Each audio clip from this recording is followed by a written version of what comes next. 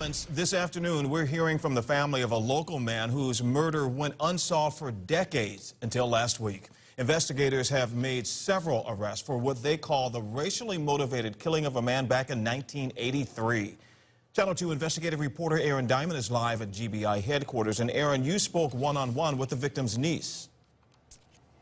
Yeah, Dave, we know that the GBI played a critical role by cracking this case, by bringing Spalding County Sheriff's Department an important piece of evidence that helped blow this case wide open after 34 years. Today, we spoke one-on-one with the family as well as investigators about the flood of new and old emotions.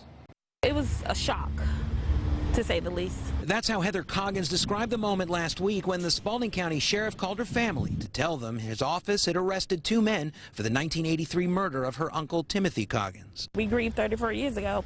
We learned to deal with it. Although it's unsolved all these years, we still learned to deal with it. Now we're grieving all over again because now the memories are coming back again. 59-year-old Frankie Gebhardt and 58-year-old Bill Moore now behind bars for what Sheriff Daniel Dix believes was a racially motivated crime. Back in 1983, they had reputations of being, rough, and I think that had a lot to do with the fact that so many people were afraid to come forward and talk about what happened because they were afraid that something might happen to them. Deputies discovered Coggins' badly beaten body near some power lines along Minter Road. The cold case heated up in March when the GBI gave them a tip. It was some vital information that was like the missing link in the chain that bridged one part of the story to the other part of the story. Sandra Bunn, her son Lamar Bunn, a Milner police officer, and Spalding Sheriff Detention Officer Gregory Huffman also face charges for hindering the sheriff's investigation. Still, Heather Coggins called all of the arrests bittersweet. We definitely would like to see justice served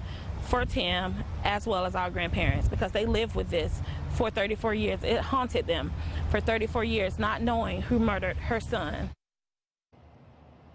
The Sheriff Dix would not give us any specifics about the new lead the GBI brought them that led to the two murder arrests or how the other three arrested hindered the reopened investigation. Now, why the sheriff told us he's being so tight-lipped about all that, coming up all new at 6. For now, we're live in DeKalb County. Aaron Diamond, Channel 2 Action News. And it's good to know authorities never gave up after all those years. Thanks a lot, Aaron.